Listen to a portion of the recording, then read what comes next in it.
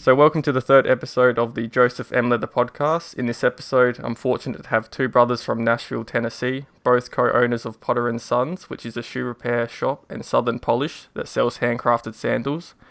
Both businesses established in 2012, and you both also have a successful YouTube channel called Trenton and Heath, where you discuss shoe brands, shoe products, tutorials on shoe care, and also take viewers behind the scenes into your shop, which has at this moment 209,000 subscribers. Welcome on the show, Trenton and Heath. Well, thank you very much for having us. We appreciate it. No, that's all good. So you guys have built like a really good reputation, especially online, probably over the past, since you've had your YouTube channel. Mm-hmm. But it hasn't been easy. So how did you guys decide to become shoe cobblers? Shoe cobblers? So we were both, well, I was in the corporate world and Heath was a teacher here in Nashville. And I just always we always wanted to do our own thing. And probably about 10 years ago, I started a pickup and delivery shoe shine service on top of my full-time corporate job. And we would do that late at night. So throughout the day, during lunch breaks, we'd go around, pick up shoes around Nashville from different corporate buildings, bring them home at night, and Heath and myself, my dad, and others would shine the shoes and then return them back to, the different corporate buildings. And people started asking us if we did shoe repair as well. And at the time, we did not. But my wife told me, hey, you need to tell them yes, you do, and we'll figure out something. So I teamed up with a local cobbler here in Nashville, and I would take the shoes to him. He would repair them, and we'd make a little bit of money that way. And about 2 or 3 months of doing that, the cobbler told me that he wanted to retire from the business and wanted to know if we wanted to buy his business out.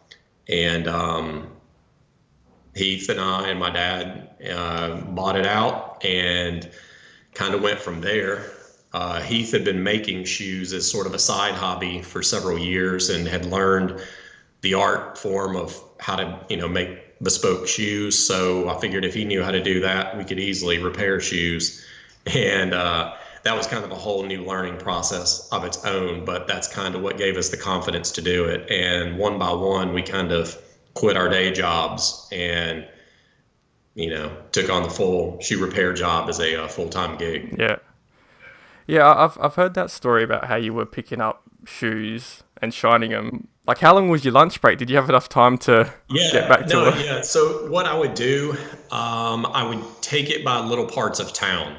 Okay. So maybe the north side on one day, the south side on another day. Yeah. And it was myself and Heath, my wife. I mean, we had everybody in the family that would kind of help out because obviously I'm working a full-time job. I can't go out forever. So I would pick up some shoes and they would go over to this part of town and pick up some shoes. And so it was a full family and friend affair. And that's how we kind of started it.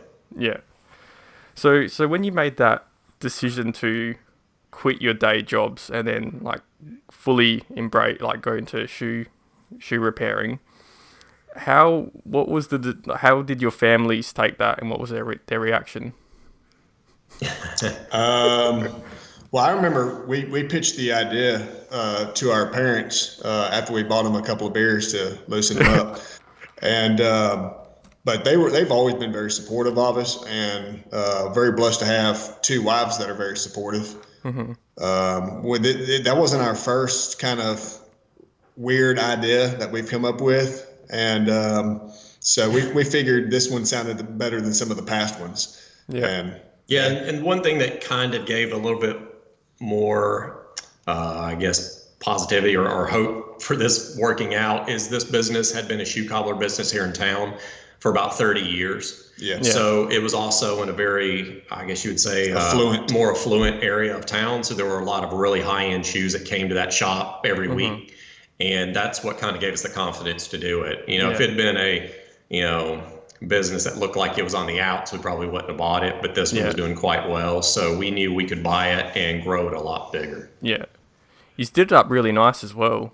Like, I see the before and after pictures that you did, and you did it up really nice. And we tried to clean it up as much as possible. We wanted to our goal was, at least here in the U.S., barber shops are kind of making a comeback. Yeah, So same.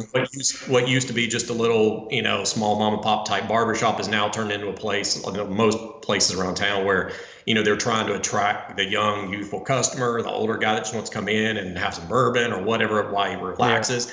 And we knew that we could kind of do that for shoe repair. yeah, Most shoe repair shops, I mean, no disrespect, but when you go into most of them, they look like they're about to collapse. They've been there for years, yeah, and it just Clutter everywhere. yeah, clutter everywhere. And we told ourselves, let's make this a very high end establishment yeah, where people are like, hey, I want to take my high end shoes there, and that's yeah, kind of what we tried to do. yeah. Yeah, well, when you're dealing with high-end shoes, is there, um, like obviously you don't want to ruin those people's shoes and that sort of stuff. It was pretty much just a lot slower. Okay, yeah, So we knew the process and we knew how to do it. yeah, It was just, it's going to take a lot longer because you're still having to try to think about each step. yeah, But now it's just comes natural that you can focus on the details. yeah, yeah, And as our business has grown, and especially since we've been on YouTube, we've gotten a lot more higher end shoes. Yeah. Before we would get, Allen Edmonds and whatnot, or Johnston Murphy. Those were the two big ones around here. But then as we've gotten bigger, now all of a sudden you start getting, George Cleverly and John Lobbs and things Yeah. that you definitely do not want to mess the shoe up, or it's going to cost you a lot of money to fix. So yeah, it's just repetition. We've gotten faster and better at what we've yeah. done. No, that's awesome. Did you ever want to quit? Like, was there ever a point where it was just like, yeah, no, let's, Yeah, I'm pretty sure every entrepreneur at some point has said, "That's it, I'm done. Yeah. Why did I ever do this?" But yeah, you get those. We got those feelings. Every now and then. Every now and then, Yeah, yeah. it's mainly, I wouldn't say it's one of those things where, we've all, ever hated what we did. But like he said, with most things, you maybe have one of those days, and it's usually been from where we have so much business coming in, Yeah. and it's just the two of us that we just feel overwhelmed. yeah, And we're like, how are we ever going to work through all these shoes in a fast time frame? And that's what can sometimes actually, for us, can, weigh on us a little bit at times. But other than that, I mean, we love what we do, and I think that makes all the difference. yeah. No, I think shoe repair is just a beautiful craft. Like some of the videos I've seen that you guys do, it's just, it's gorgeous. Some of Oh, the, thank it's, you. It's like a work of art. It's just beautiful. Yeah, I think with like most things, at least for me, I like to take something that's worn out and you Yeah. see. I like to be able to see a finished product and how you've made it better. Mm. So every shoe that we work on, whether it's just replacing a toe tap or whether it's a complete resole, it always looks better than when it came in. And I Yeah. think that's what kind of keeps you going. It's like a project that has a finish, and what you put into it is what you get out of it. And Yeah. it's the little details that I like to do that, that's kind of keeps me going and Yeah. brings satisfaction to it. Yeah. So it's just you and Heath repairing shoes. You don't have any staffers. Yeah, so Wow. Heath and I are the ones that do primarily all of it. We've had a few people off and on throughout the years that would maybe come in and help us out. Somebody would come in and take off the soles and get everything prepped for us. So that kind of speeds things up so that we can go in and resole it. But yeah, at the current time, it's just Heath and I.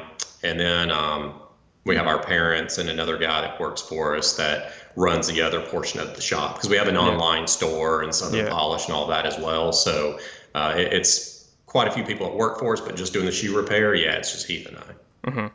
Oh wow, that's impressive. So then, how did your YouTube channel come about?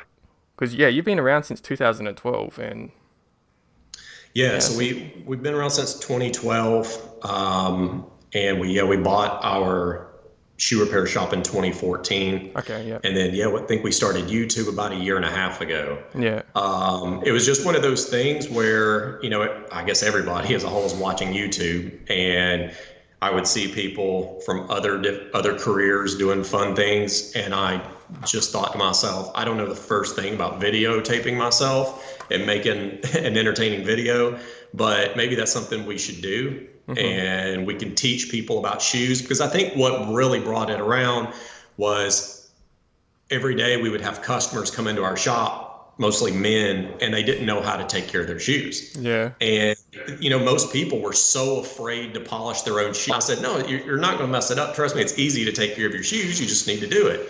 Yeah. And no one was putting shoe trees in their shoes. No one knew how to polish shoes nowadays. So that's what really started it. Heath and I thought to ourselves, let's start a YouTube channel and we'll teach people what we know about shoes, and hopefully we'll kind of get people back into that mindset nowadays of, hey, let's take care of what we have, because I feel like that's a passing thing that people just don't do as much anymore. Yeah. And we want to try to bring that back, and that's really what started it. Yeah. I think there has been an explosion of like the menswear, especially like traditional menswear, like suiting and shoes and that sort of stuff. But you reminded me of a story that I wanted to tell you there. So me and my mate, we went into we bought a pair of Thursday boots each. So I bought some loafers and he bought the rugged and resilient ones, and because they're sort of that suede material. Yep.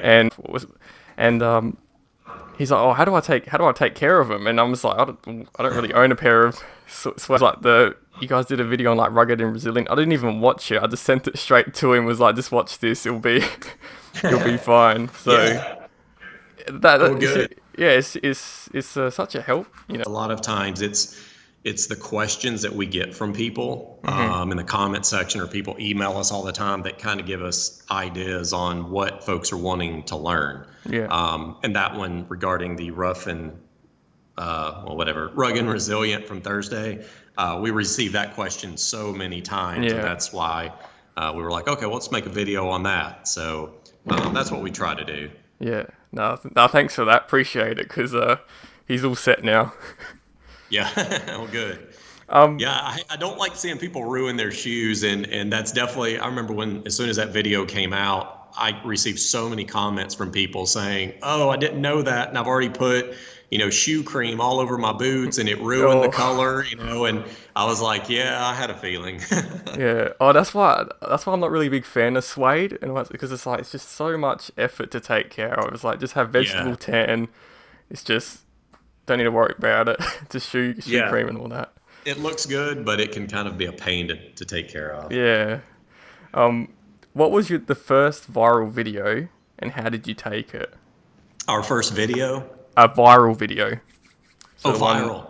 Our first viral video was a John Lobb shoe that came into our shop from a customer, and he had them for years and just completely beat them up. And I don't think he ever did anything to them. And they had holes in them, and they just looked awful. Leave these, because this would make a great video. And that was probably 4 or 5 months after we started our channel, and that was our first viral video, and our channel grew a lot after that. Yeah. So how has your brand handled with the growth of your YouTube channel? It's grown quite a bit. In fact, we've had to just take a 2-week break on having people mail in their shoes just to get caught up. Yeah, I saw that. Yeah. Yeah, I mean, we've been fortunate, like I said, because we have our parents who are retired and they've come and help out. There's no way Heath and I would be able to do everything just by ourselves anymore. And then for Southern Polished, we're looking to bring people on for this spring, because that brand started to grow so much because of YouTube. So we're in the process of trying to hire people right now to help us out, because it's amazing, when you kind of open yourselves up to a worldwide audience, sales can go up a bit. Yeah. Do you get shoes from overseas come in, or is it just mainly domestic? It's mostly domestic, but we get quite a few from all around the world. Yeah. Any from Australia? Yeah, we've had a few. Oh, okay. Yep. That's all right. It's some of the places people want to send their shoes from. Sometimes it's crazy. I think they pay more in shipping than what the shoe costs, but Yeah, some people do it. yeah. Do you prefer shoe shining or shoe repairing? I mean, they both. I mean, I'm more of the shoe polisher guy. Yeah. That's more relaxing. Yeah, yeah. If it's not too difficult, I mean, yeah, that's more of a relaxing. After the shoe's already been resoled, that's like the finishing touch. Yeah. The shoe, shoe resoles and stuff. I think, depending upon the shoe, sometimes it can be a little stressful, but they're fun in their own ways. Yeah. So this is a question for Heath. So how did you get into making shoes? Because, yeah, I think making shoes is just absolutely beautiful. Well, I've always been kind of a hands-on. I'm the type that would want to take apart a toy when I was little just to see how it works. So, and I like working with my hands. So I think I believe it was actually a YouTube video that I saw a long time ago, and showed some guy making a pair of shoes, and I was like, that's pretty cool. I like working with leather. I bet you I could do that. So I just started researching, reading a lot of books, emailing a lot of shoemakers, and getting on eBay and finding a lot of hand tools from, most of them are coming from Europe or Israel. And I remember I made my first pair of shoes. I've still got them. They weren't very good, but I kept them, just nonetheless. And then every pair got better and better and better. So it was just for fun. Yeah. So what types of shoes are you sort of inspired by? Is it I like loafers just kind of a traditional English, dress shoe. Yeah. Very classic. Yeah. No, that's nice. That's good. Yeah, because I looked into trying to make shoes, because they don't teach shoes, like how to make shoes around where I'm living. Yes, it's such a different, like from making wallets and belts and that sort of stuff. It's just a whole different skill level to get into. So, it's amazing. If you're good at working with leather and just working with your hands, then you'd be surprised at how, I won't say easy, but more natural it would come to you. Yeah. Okay. No, thanks for that. So this is easy. So I want to go into the questions on shoes. And my auntie, she always tells me that a woman always looks at a man's shoes. Like that's something she always says to me. So what should us guys / girls look for in a pair of shoes? So this is someone who's absolutely has no idea when it comes to leather, stitching, just your bare bone basics. Aside from, obviously going back to what you said your aunt would say that? Yeah. Yeah, that's very old school, and it rings true today. Just take care of your shoes because people are going to be looking at it and it's going to stand out. I would also say, if you're going to choose a pair of shoes, choose something that's not necessarily in style, or should we say fashionable, but go with something that's classic, because we all remember back in the 90s and early 2000s, people had the square-toed shoes, and that was all the rage at the time. But you look at it now, and it's just not gonna last you as long. So if you kind of research what's classic and all that, that's going to go a lot further and benefit you longer. Yeah, I completely agree with that. You look back to like the 1950s or 40s, and that style's still in. Like it's it's amazing how the classic just doesn't, sort of just moves along, and it sort of stays. It tends to stick around for a while, which is a good thing. Yeah, and I guess if it was good enough for our granddads, it's probably good enough for us today. Yeah. So this is probably similar to the previous question. So the biggest mistake men and women make in a pair of shoes? Definitely just looking at the price tag and going cheap. And what's totally fashionable.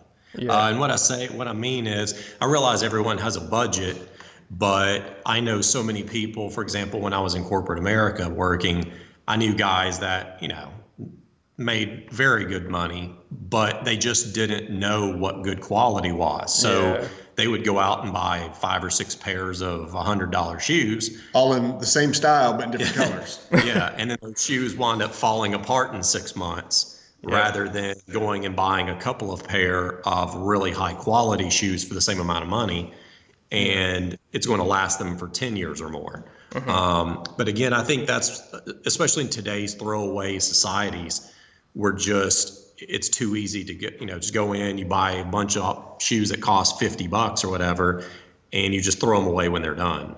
And our goal is to educate people on why it's more important and why it's more advantageous to sink a little bit more money into a higher quality shoe that's going to last you for decades. And that's kind of what I see happening a lot. Yeah. Yeah, I can also... I've only been thinking about this recently about picking shoes according to like the weather that you live in, because I know that for like where I live in Australia, it's hot in summer, so loafers are great for summer, whereas so I find whereas if you're living somewhere in Russia or where it's snowy all the time, it's you're not going to wear a pair of loafers around, so. Yeah. And that's the thing too, even because we hear folks say that a lot. Well, I just don't wear like nice shoes because I live in LA, where it's hot or something. Yeah. But just going back to like the loafers, for example, there's a lot of people that will send us questions saying, hey, I've got this pair of loafers or this pair of driving moccasins. Can they be resold? And a lot of times, because of the overall construction of that leather or that loafer, they can't be, and then they're disappointed when we tell them that and they have to throw them away. Yeah. But there's a lot of loafers out there made by the same companies that make dress shoes that make very high quality loafers. Yeah. So, no matter where you're at, no matter what the atmosphere or the temperature or whatnot, there's generally a higher quality shoe that you can buy that'll suit you just as well. Yeah. But a lot of people just don't know that, Yeah, I got a pair of tassel loafers I picked up, I think last year. It would have been 2 years ago now. Forgot we're in the new year. But because they're mainly leather, they're sort of like a European design, but they breathe so well. You wouldn't expect that. You'd think more flip flops are what you should wear in hot weather, but because of these they're just leather. The inside of it is quite bare. Yeah, they're good for summer. So. Yeah, here in Tennessee, it's the same. It's hot for most of the year, and hot and humid. So, and I love loafers, and I mean, multiple pairs of mine are unlined. Yeah, and it's just you got to know your environment, and then you got to go and find those reputable shoes. And trust me, there's something for everybody. But a lot of times too, the higher quality leathers will actually breathe a lot better than say going and buying a $50 pair of loafers that are made from like a synthetic leather, and it's going to make your feet sweat the whole time. Yeah. So it might be more beneficial to pay $150, $200 on a loafer that's going to last 10 years, but the leather's much higher quality and your feet are going to breathe easier. So, it's little things like that, like I said, we're trying to teach people what to look for. Yeah. What I'm sorry. What do you wear when it snows? Because I've never seen snow in real life. Like I've seen it from an airplane. But there's snow outside right now in Nashville. Oh, I'm so jealous. Like, I want to have It doesn't snow very much here. In fact, my kids were excited today because they didn't have to go to school because snow. They woke up. There was no snow last night, but when they woke up, there was a little bit of snow. So we don't have a lot of experience with snow. Yeah. But to answer your question, we get a lot of people that like boots are a big one. Yes. And you'll find that a lot of people that live in snowy conditions, especially up north here in the U.S., will get a lot of rubber soled shoes or boots. Yeah. So while you may see a lot of people wearing leather soled shoes in the summer and spring, in the fall and winter, they will send their shoes in and maybe want to have a different type of rubber sole put on to give a little more traction, and it doesn't absorb the water as easily as like leather does. Yeah. And like if you get snow on like the upper, that will just, if you just leave it to dry out, that's all fine. It's not gonna. Because I'm just intrigued. So like if I went to the snowy climate, like what do you take? It depends on kind of what you're going to be doing. I mean, Yeah. if you're in downtown New York and you're in business, then you're just going to want something with rubber with a little bit of tread, like a day-night sole. Vibram has now come out with their Arctic grip that can apparently, I'd like to test it, but you can walk on ice with it.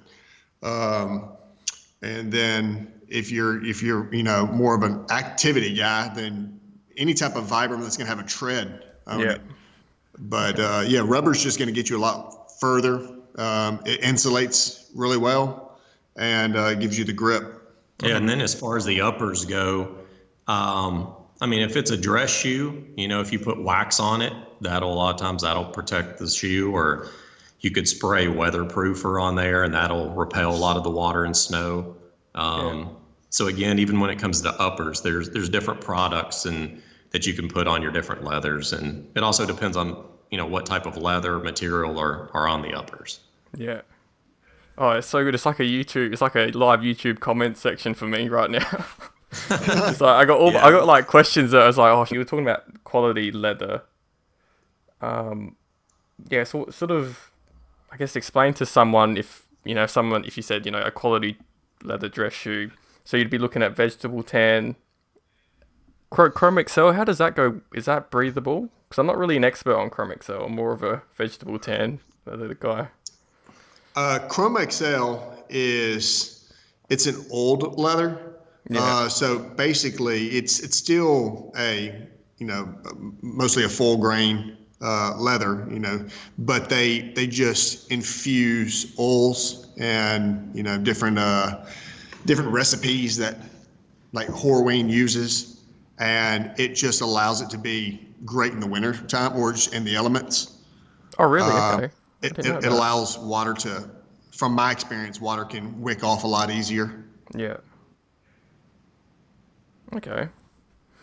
So you'll have, vegetable tan, you'll have chrome tan, and then you can actually have chrome with a veg retan. So it's almost like a hybrid of both of them.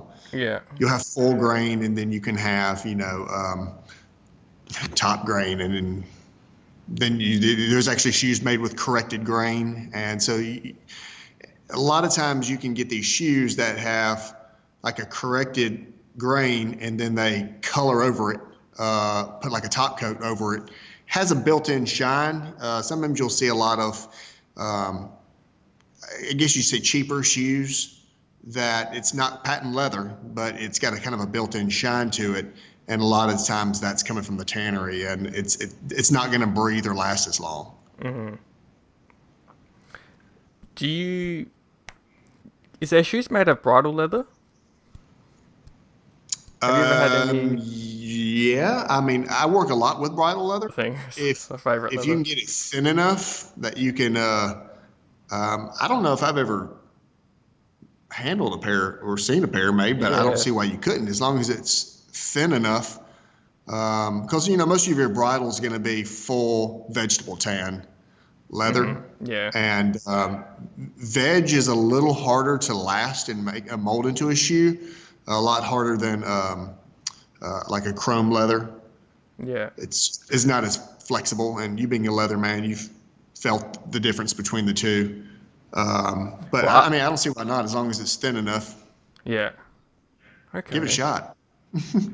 Yeah, because that's why I thought I'd ask, because I've never seen a pair of bridle leather shoes, so I just thought maybe you guys might have come across them, because you see like Shell Cordovan, Suede, Chrome Excel, Yearling, and it's like, is there any bridle leathers out there? But maybe someone will come up with the idea. So for your person who comes up to you and says, what leather should I use? So you'd say, for a beginner, maybe go with Chrome Excel. For making a shoe? Yeah, for picking a shoe. I would probably start off with like goat. Okay. just because they're smaller hides and they're cheaper. Mm-hmm. And then if you make some mistakes, you're not out the highest, like the price of like calf skin. Yeah. But if you want to jump straight to calf skin, then yeah, you can do that.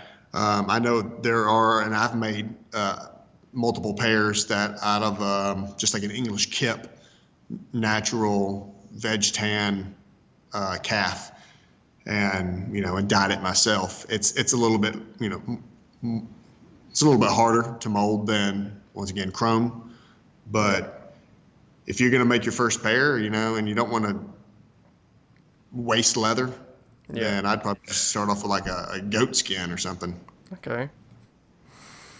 And if you were buying a pair of shoes, like you would. If I were going to buy a pair of shoes, Yeah. I'd get calf skin. Okay. Yeah. Fair enough. Um, Blake Stitch versus Goodyear welt. Um, Sort of explain the two Sure. differences. Yeah. So a Blake stitch is going to be usually a lot thinner Mm-hmm. in the overall construction. The stitch is going to be held onto the sole is going to be held onto the shoe by the needle going through the bottom of the shoe and up into the footbed. And so if you look inside, you'll be able to see the stitches. Unless they're covered up with like a liner, sock liner. But the stitches actually go inside the shoe and penetrate through the upper. So you can't usually resole those as many times because eventually it's going to turn to Swiss cheese. Yeah. As opposed to a Goodyear welt where all the stitching is being done on that strip of leather going around. And then if that ever gets worn down, you can always cut that piece of leather off, stitch on another welt, and then you're back in the ball game. Yeah. It's a little bit more robust also in construction than a Blake stitch. So Yeah. Blake stitch is going to be less break-in time, a little bit more comfortable, straight out. Yeah. And how does Blake Stitch handle in water? Is it a lot, like in wet weather? Does it absorb more water, or compared to the Goodyear welt? It will. I would probably say it would, strictly because your insole is just pretty much sitting straight on top of your sole. So as your sole gets wet, it's gonna go through a lot less layers. Where normally on a Goodyear welted shoe, you're gonna have a cavity that's gonna be filled with cork, and so there's just gonna be an extra layer. Your Yeah. foot's gonna be separated from the pavement a little bit Yeah. more in a Goodyear welt than with a Blake stitch. But I've got multiple pairs of Blake stitch, and I've never really had an issue with them, especially if you rotate your shoes. Yeah. If you're wearing them all the time in wet weather, then you're going to have an issue, but I haven't. Yeah. I have one pair of Blake Stitch shoes, and they look so European. Oh yeah. Yeah. It's a very. Yeah, you'll see a lot more of the Blake Stitch shoes, especially down in like Italian-made shoes. Yeah. A lot of those are going to be Blake Stitch. Yeah, It just has or- that lower profile to it. It's a very Mediterranean Yeah. kind of style shoe. A lot of Gucci's, a lot of Ferragamos are Blake stitched. Yeah. So They have a sleeker, sportier look to them. yeah. Yeah, and because it's sort of a Mediterranean climate where I am, like it's not probably humid less than 10 times a year. So yeah, it's yeah, you can wear them. How often can you resole them? Because that's sort of the question on my mind. Because I've never had them resoled before. I mean, you can have them resold anytime. It's just how many times you can have them resold. Yeah. I would probably say if it's a good quality constructed shoe, and you could, I would say, conservatively, I'd say 3. About 3, yeah. Yeah. You may be able to get more out of that, but I would say just be on the safe side, 3. If it's a not so quality shoe, a high-end shoe, the leather is just going to be a lot softer, and it's going to tear easier. Yeah. So, and a lot of that has to do with the insole. If you have a Blake Stitch shoe that's made, the insole is constructed on vegetable tan leather versus like paperboard or leatherboard, something like that, then that's gonna hinder being able to resole it. That veg tan, you're gonna get a lot more resoles out of. Yeah.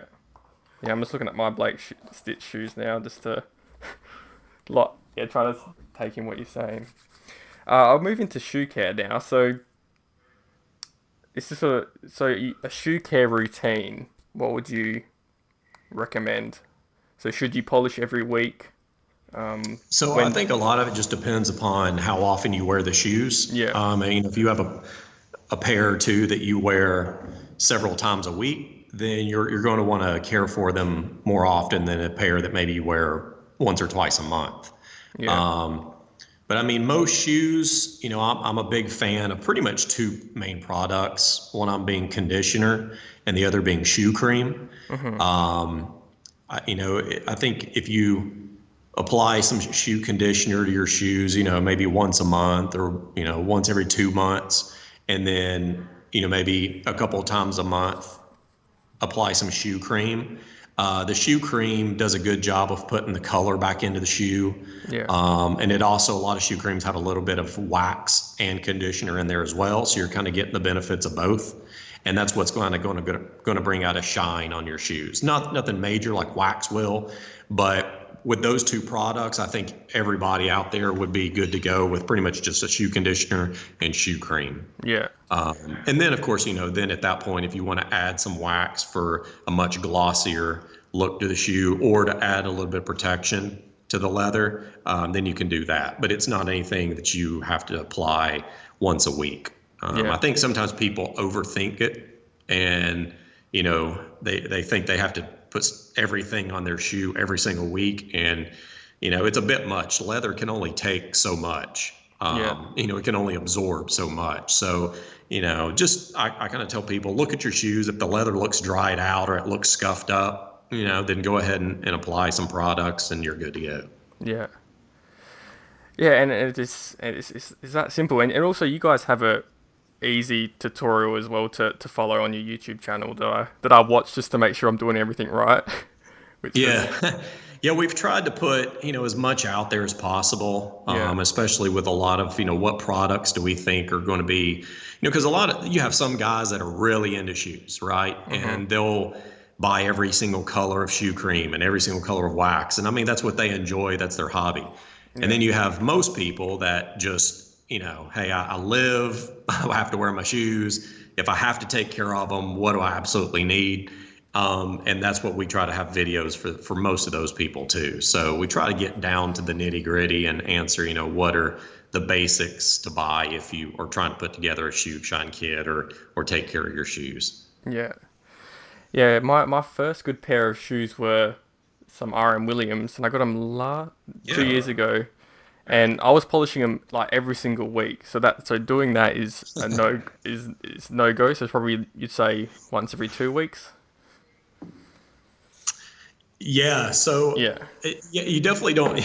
You definitely don't have to do it that often. Okay. That's good. Yeah. One of the things that we see people do a lot, and this was always sort of a big pet peeve of ours, is so many people grew up just waxing their shoes or their boots, and that's all they ever use, just wax, wax, wax, wax, wax. And, after a while, too much wax will actually damage the leather. Mm-hmm. And a lot of people just weren't taught that. So you'll start to see the leather, especially along the vamp area or the part of the leather where your foot bends, and you'll start to see the leather cracking after a while. Yeah. And a lot of that is due to putting so much wax that the leather can't breathe or absorb conditioners anymore. And also using a wax that has a lot of synthetic ingredients in it. Yeah. So that's why we tell people, wax is good, but you really want to make sure that maybe you're using a shoe cream or just conditioner much more often than you are wax. Yeah. Because I only put I don't really use wax. Like I might use just like one layer of wax. But if you repolish your shoes, 2 weeks later or 3 weeks later, will the polish actually get through the wax? Will it sort of sit on top of the wax? How does it? Yeah, so 'cause I'm a bit cautious about wax. I'm kind of like you. I have a lot of shoes, obviously, but I'm not one of those guys that likes to have a glossy mirror shine on my shoes. That's just not my style. Yeah. So what I normally do is just put a light coat or two of wax on my shoes, and especially when they're brand new. And I do that just for protection from rain and stuff like that. And then, if you're just putting a light coat or two, then it'll still absorb shoe creams and shoe conditioners. Okay. It's when you start putting layer after layer after layer of wax that it starts to build up so thick that at that point it won't be able to absorb anything. So if you're one of those people out there that has so much wax on their shoes that you start thinking, hey, it's probably time for me to condition my shoes, then what you'll have to do is get a product that will strip off all of that wax and get it back down to bare bones, and then you can condition and polish your shoes and then build that wax back up again. And that was my next question: when to strip your shoes? Because I feel like I need to strip my RM Williams because they're very glossy, like they're quite. They look like they're patinaed, but I think that's because of the polish I've put on over and over time. So when you can usually tell. Sometimes you'll start to get the wax will start to crack in some areas to where it just doesn't look like it has that smooth gloss to it anymore. When that starts happening, it's probably a good time to strip it off.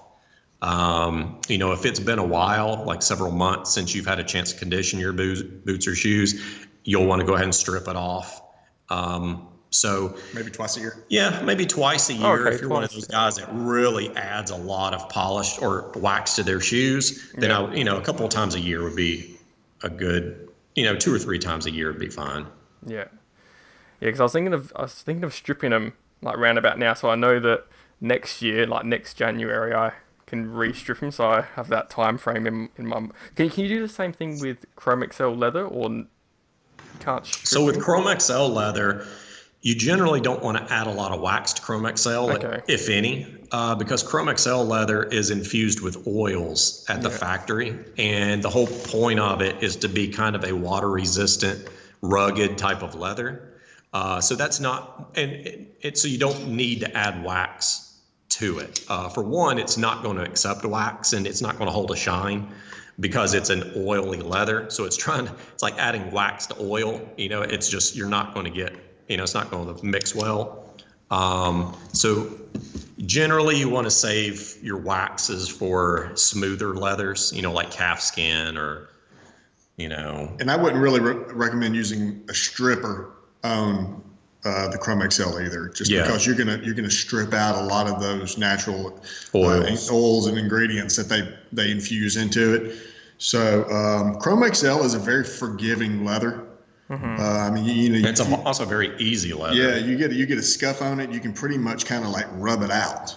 And if you're really ever wanting to deep clean Chrome XL or just oil tan leather, I'll just use saddle soap, and just clean over it to get off whatever buildup you have, and then just put some conditioning oils back onto it, and you're good to go. Yeah.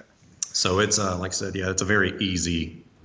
And there's conditioners that are made for old leather. Yeah. Okay. Yeah, because I thought you could just use a wax. I mean, not a wax, a shoe cream on the Chrome XL. Because I polished my Thursday loafers with the Chrome X with the shoe cream. But because one of the things because it scuffs quite easily, so there's some scuff marks around the toe. You would just rub them just to get them out. What I'll normally do, because I have several pairs of Chrome XL boots. I don't like a lot of shine on that leather, and sometimes the shoe creams, if you put it on over and over and over, shoe creams have waxes in them. So especially depending upon what brand you have, like Saphir has a lot of wax in theirs. Yeah. So it'll start to give kind of a shine, and it takes away that I don't know, the overall Chrome XL look to it. And so I will use pigmented shoe creams on my Chrome XL leather only if there's a scratch, and I might put a little bit of cream on just that spot and use it sparingly, and then I'll go over the whole boot with oils or conditioners made for oiled tan leathers. Okay. I generally don't use it all over my my oiled tan leathers, but that's personal preference. It's not going to hurt it to use a shoe cream, but yeah, to your point, as far as trying to cover up scuffs, I do the same thing, but I'll just put it on those scuffed areas instead of the whole boot or shoe. Yeah. So you won't have to condition Chrome XL at all with. Yes, with those old conditioners, there are certain conditioners that are made for old, and you can actually get those in certain pigments too. So usually they're not.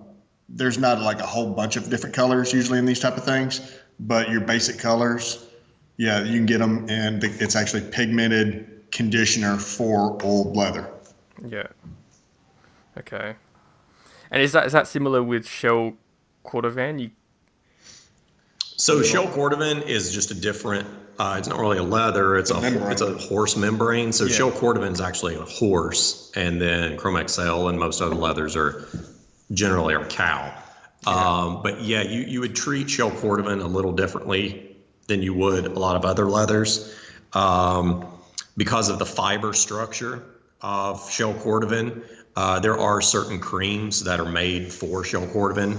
They don't have a lot of synthetics or any materials in there that are going to start breaking down those fibers. So, usually on a shell cordovan shoe, I recommend our customers to use a shoe cream that's made specifically for shell cordovan. And you can get those in pigmented colors as well to match your shoes. Yeah. And with suede and that rugged and resilient, it's mainly just waterproofing, don't apply. Yeah, for suede, suede is actually, it gets dirty easily, but it's not too difficult to mess up, unless you put something oily on it. So for suede, I would just take a suede brush on most days after you wear them and just brush off the suede, and it'll remove any like dust or dirt you've gotten on them throughout the day. And then just every now and then, if your suede gets really dirty, use a suede shampoo on it and let it dry, and then brush over it with your suede brush, and you're pretty much good to go. So, and I like to treat it. Yeah, and then definitely treat it after it's dried with a weatherproofing spray. That's probably, I laugh with my wife because she gets a lot of loafers and whatnot made from suede, and she's really bad about not treating them, and they're always getting filthy because they're so low to the ground. So I have to, I gets a pair. I'm like, give them to me. Make sure you're treating them with a weatherproofing spray, and then you're good to go. That will save a lot of suede. Yeah. And do you need to use like saddle soap? Is that a huge thing or not as much as? Because I usually, when I do my shoes, I usually just I'll wet an old t-shirt and just wipe over the shoes. You don't really need. Are you talking about with suede? Oh no, just like normal vegetable tan or. Oh, okay. Do you really need saddle soap? That. So I would tell people, saddle soap doesn't. Some people saddle soap their shoes every time before they polish them, and that's definitely not something you need to do. I usually save saddle soap for when your shoes look like they need to be cleaned more deeply than just wiping over them. Yeah. For most cases, after you wear your smooth leather shoes, whether it be calfskin or Chrome XL or whatever, most of the time you could just take like a big brush, horsehair brush, and just brush over your shoes, and it'll get the dust off, and it'll also bring back the shine that you've kind of scuffed up throughout the day. Yeah. That's really all you have to do most of the time. And then, like I said, when your shoes get dirty or it's been several months, then you might want to, clean them a little more deeply with a saddle soap, but definitely don't do it every time. Yeah. No, that's all I do when I get home and I take my shoes off. I usually have my shoes on still, and I brush them over because it's sort of like a shoe tree, like with your feet in. You can actually just get all of them, and then you just take them off. Yeah, that's perfect. Yeah, that's all you have to do. Yeah. So with shoe trees, I've recently got some shoe trees for my loafers. How important are they for someone's? They're important. I mean, if you've got them, you don't have to have a pair for every pair of shoes. Yeah. But I would definitely recommend putting them in after you wear them, and have some that you can rotate around, because if you can be rotating your shoes, you want them to be able to sit long enough to dry out and pull some of that sweat out of your shoe, keep the shape. If they get wet, then you're going to definitely want shoe trees to keep them in shape. But you would definitely want to have and use shoe trees. Yeah. Is it important for if you have leather soles, because the leather soles can bend upwards, like with the flexing of your toe, and then especially when they're wet. Yeah. and the shoe trees. Yeah, we see a lot of customers send us their shoes, and I can always tell which ones use shoe trees and which ones don't. Yeah. If you put your shoe trees in, then you pretty much can keep the shape of the shoe the way it is, from the time you buy it. When you don't use shoe trees, the shoes start to bend upward. And they just don't want to flatten back out, and it puts a lot of wrinkles along the vamp area. I can't stress enough, like Heath said, just how important it is to wear good cedar shoe trees on especially leather shoes. Yeah. And with soles, so you have your leather soles and your rubber soles. I'm a bit like you, Trent. I like leather soles. I still most of my shoes actually do have rubber soles, but what's the benefits for both of them, like for the rubber compared to the rubber's obviously going to last longer. Yeah. I personally find rubber to be a little heavier than leather. Leather is gonna be a little bit more comfortable quicker. It's going to flex and break in a little quicker. I think maybe it breathes a little easier. It breathes a little bit easier. It's usually a little sleeker because it's a little bit thinner than usually most of your rubber soles. And it's just classier. And then rubber, of course, comes in handy when maybe you do a lot of walking, especially folks that live in big cities have to walk a lot. It's more beneficial to have a rubber sole. If you live in wet climates or snowy climates, rubber soles are going to be more beneficial. And then a lot of people that maybe have feet problems. Generally speaking, you have more options when it comes to rubber that's more comfortable than a leather sole. So, those are some of the benefits of both. Yeah. Okay. And recently I've got into the interest of toe taps. This was only recently, probably like 5 days ago or 3 days ago. Is it worthwhile to have toe taps on your shoes? It's gonna save you in the long run because that's the first place. The pointier the toe, the quicker it's actually gonna wear out. Yeah. Here in Nashville, we get a lot of cowboy boots. Yeah. And cowboy boots are notorious from like wearing out on the toe a lot quicker. But it's not very traditional to put toe taps on cowboy boots. But you're gonna wear the toes out a lot quicker. And I think too is generally if it's a leather shoe or boot, you're going to see it more often. I mean, there's some people that want toe taps on their rubber soled, boots or shoes too, and I just don't think it's really necessary in that case. Yeah. But I think, other than just the aesthetic look of them, I generally think unless it's a shoe that you are going to wear a lot and you don't really plan on resoling that shoe anytime soon, then it might be worth putting toe taps. But if it's a pair of shoes that you're just not going to wear that often, yeah, I mean, it's not one of those things I think you need on your shoes, again, unless you're wearing it a lot or you're just wanting it to look visually, appealing. Yeah, I don't have any toe taps on my shoes, but I'm not opposed to putting them on, a select few pair when they start to wear down. We put a lot of them on. I mean, I've put about 4 or 5 pair on today of shoes that were mailed into us. So, yeah, I just like them for the aesthetic, so they just look. But they do look good. It gives a classy look. Yeah, it does give a classy look to them. Do you have more of a click when you walk? Like you sort of. Not quite as much on the toe as it is on the heel. So there's some people that they don't have them as much anymore, but I know back in the 50s and 60s, a lot of people would put like the metal ones on the back of their heels to prevent their heels from wearing down. They called them slugs.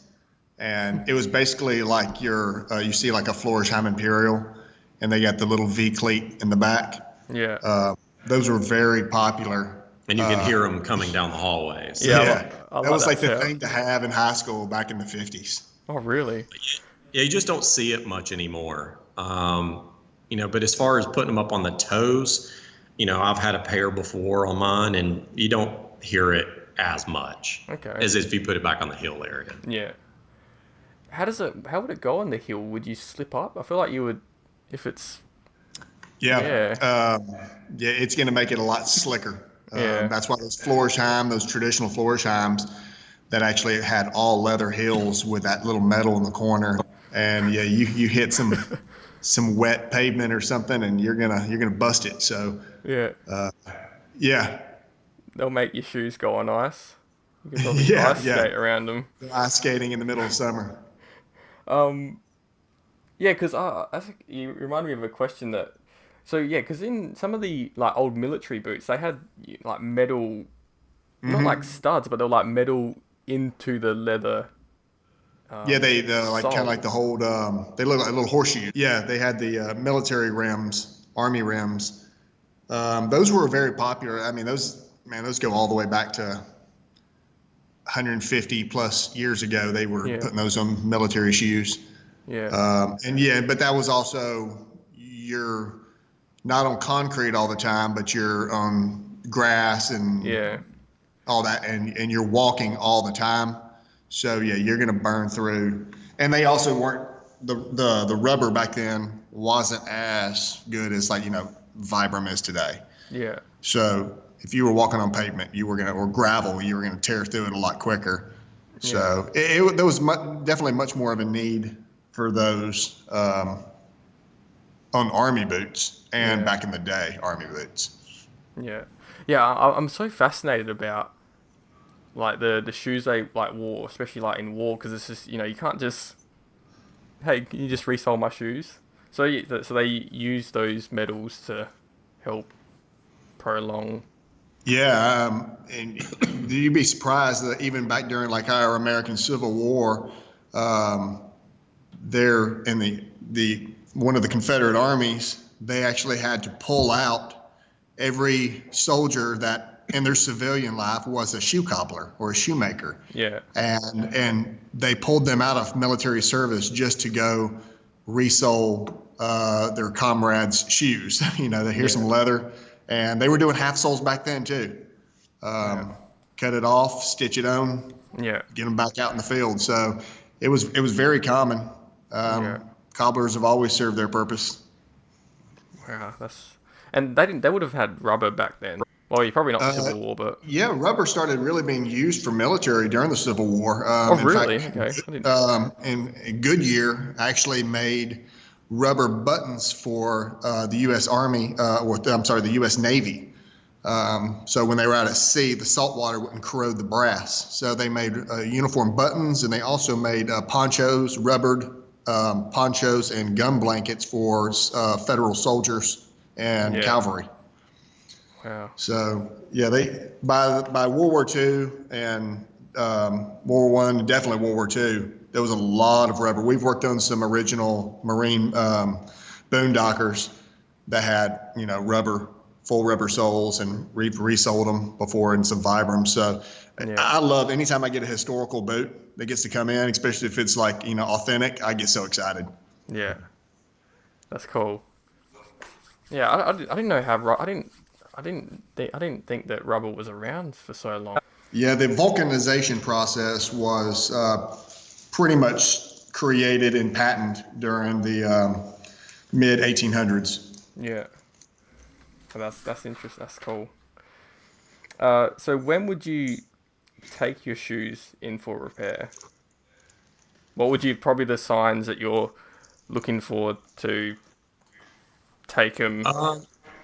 Yeah, so there's generally a couple of or a few different areas that you'll look at. The first being up on the toe area. Like Heath said, there's two areas that you'll wear out the fastest on your shoes, and it's going to be the toe area and then the back of your heel, just because, that's obviously where you're landing and then pushing off when you walk.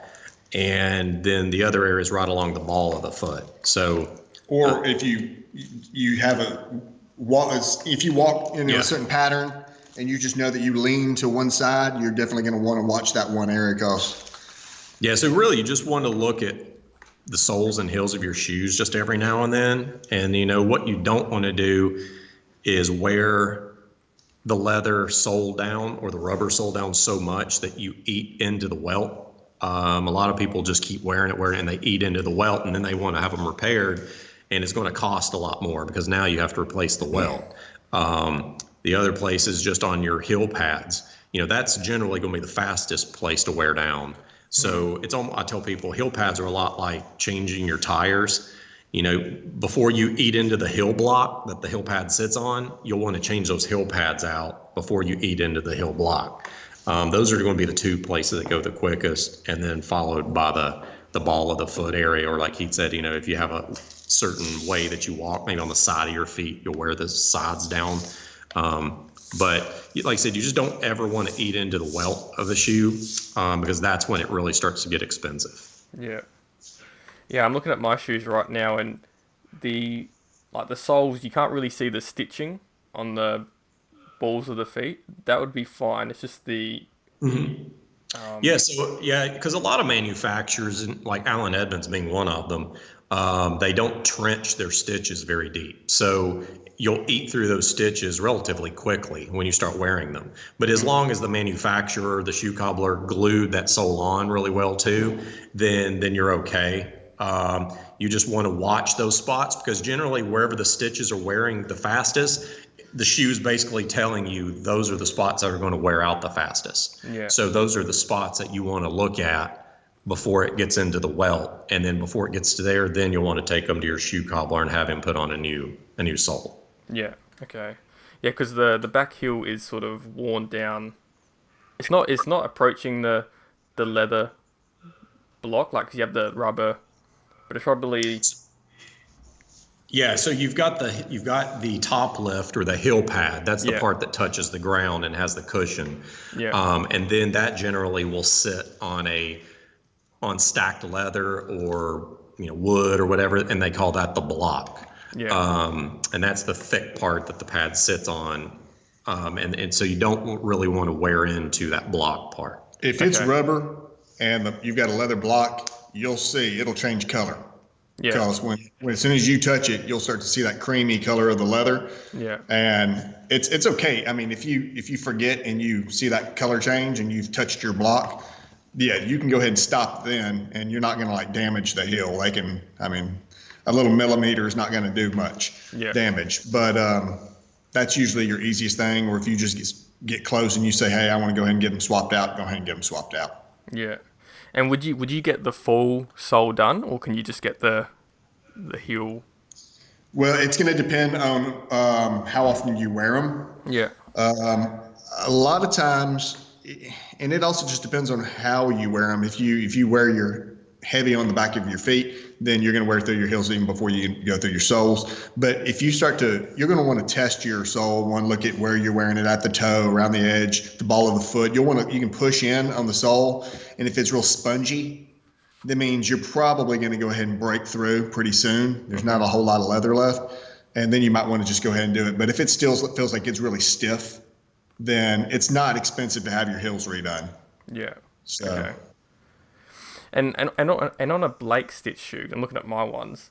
How do you tell if you go into the welt? Because it's kind of hard to, because the leather sole is quite thin on loafers. So sometimes on Blake stitch shoes, they don't always have a welt on Blake stitch shoes. Sometimes you will, a lot of times you won't. On a lot of Blake stitch shoes, they simply put the entire sole directly onto the upper, or the insole, and then stitch it in. So on a Blake stitch shoe, you're definitely going to watch for your wear patterns, more so than a Goodyear welt, because it's easier to start eating into the actual upper, depending on how close it is at the ground. So, and if your shoe doesn't have a toe puff, like you've got a Blake stitch loafer, and there's no stiff toe, it's just kind of floppy, like a Ouijan. Yeah, that's what mine's like. Like a Gucci. Yeah, then it's gonna want to fold, and your toe, the upper, is actually gonna want to fold down over the edge of the sole and strike the ground. So you'll just want to be careful, because you'll actually wear a hole through the toe of the upper, and it's gonna get more so as the sole gets thinner. Yeah.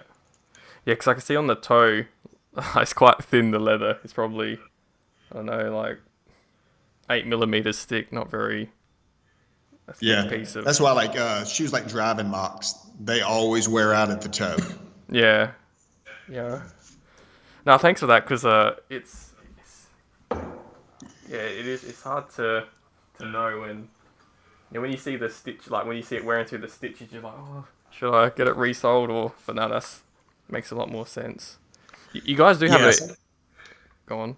yeah. Some people will panic, when those stitches start to wear through. But yeah, again, as long as you have plenty of sole left, that's generally going to be one of the first things to go is that stitching. But Yeah, as long as it's glued on well, then you're fine. yeah.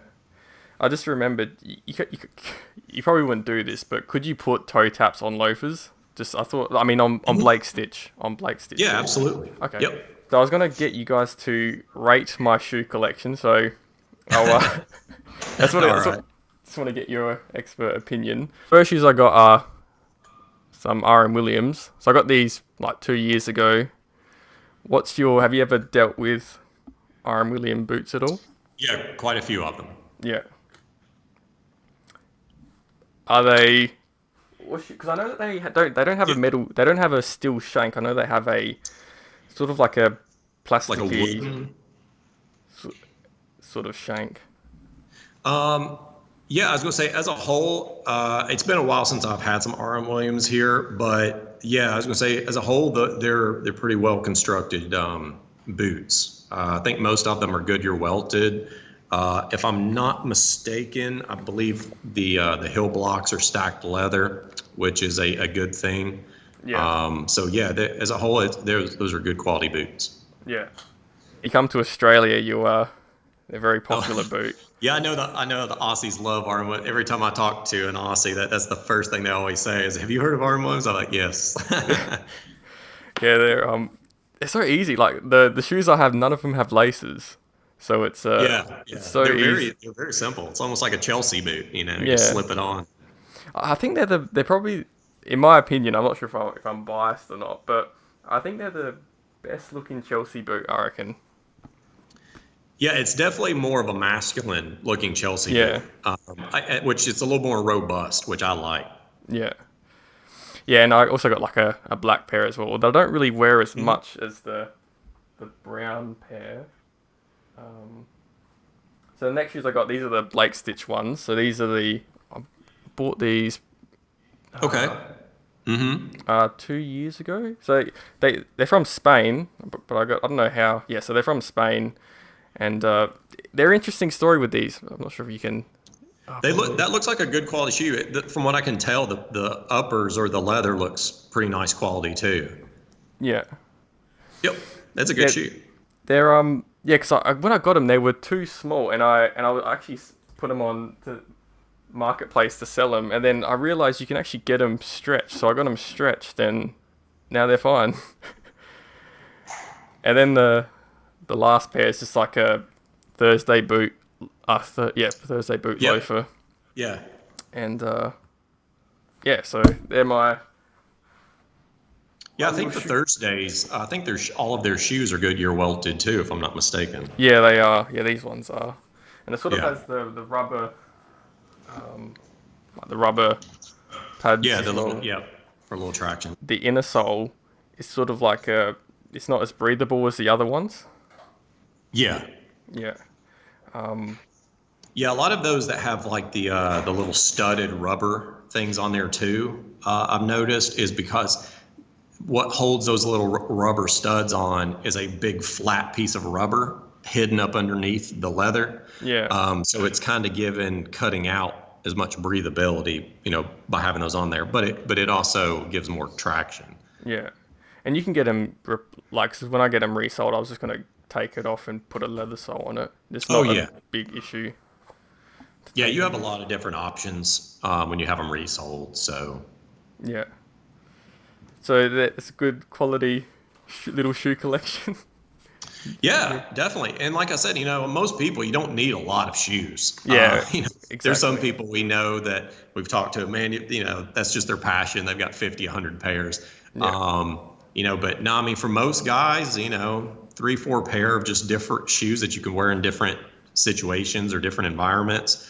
And, like I said, just make sure they're good quality shoes, like the ones that you own there. All those that you had, you'll be able to resell those quite a number of times. So you'll definitely get your money back, and it's a much higher quality shoes than getting something that, like I said, is made out of pleather or something like that just can't be fixed at all if anything happens to it. Yeah, yeah. What shoes do you wear? Because you're around gorgeous shoes every day. High end shoes. What Yeah. do? So it's funny, but I was talking the other day.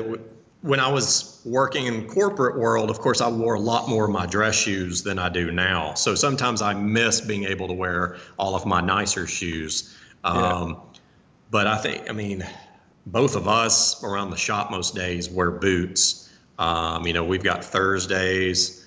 I've got a pair of Clarks on right now. We've got some Wolverines. I've got I guess Heath does too. I mean, we've got quite a collection of different boots. Quite a few companies have sent us boots to do reviews on that we've kept. And then I guess dress shoe wise, I've got Crockett and Jones and quite a few Allen Edmonds. Just a hodgepodge of stuff. So TLB Mallorca is another brand. We've got quite a few from them and Merriman. So there's a lot of brands. Like I said, my closet's filling up, but unfortunately, we just don't get a chance to wear them as often. Yeah. Taking care of them must be a fun job. Well, yeah, I mean, unfortunately, because I don't get to wear them as often, they usually sit in shoe bags or whatever in my closet. So, they're ready to go on most cases when I need them. Yeah. Probably end with this one. Do you think education is training? I mean, sorry, I'll repeat the question. Do you think education is changing? So, I know with me with leatherwork, a lot of the leatherwork I've learnt was actually just like watching YouTube and like repetition over and over and over again. Mm-hmm. Do you think like with YouTube? I think you mean in teaching people skills or people learning? Yeah. Oh man, absolutely. We were having this conversation the other day. And you were a former teacher. So. Yeah, I'm a former teacher, and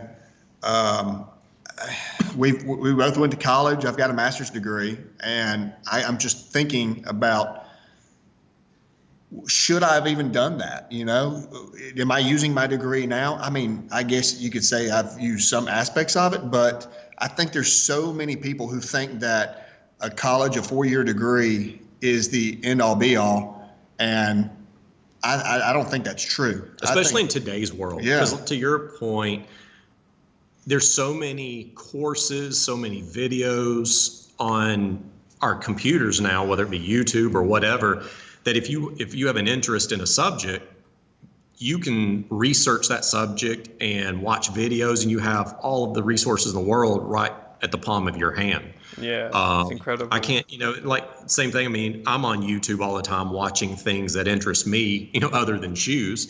And I've learned a ton about different things that I'd never known before without having to go to a library, check out a book, try to find a teacher that could teach me. And now I'm watching masters at their craft right here on videos, and I learn a lot from it. So we're actually going to do a video on that same subject, but in regards to shoe cobblers here soon. But it digs into that exact question. I mean, if you think about it, back even when our parents were in high school and beyond, they taught trades. And everybody, they've killed the trade industry. At least here in the U.S. At least here in the U.S. Yeah, same in Australia.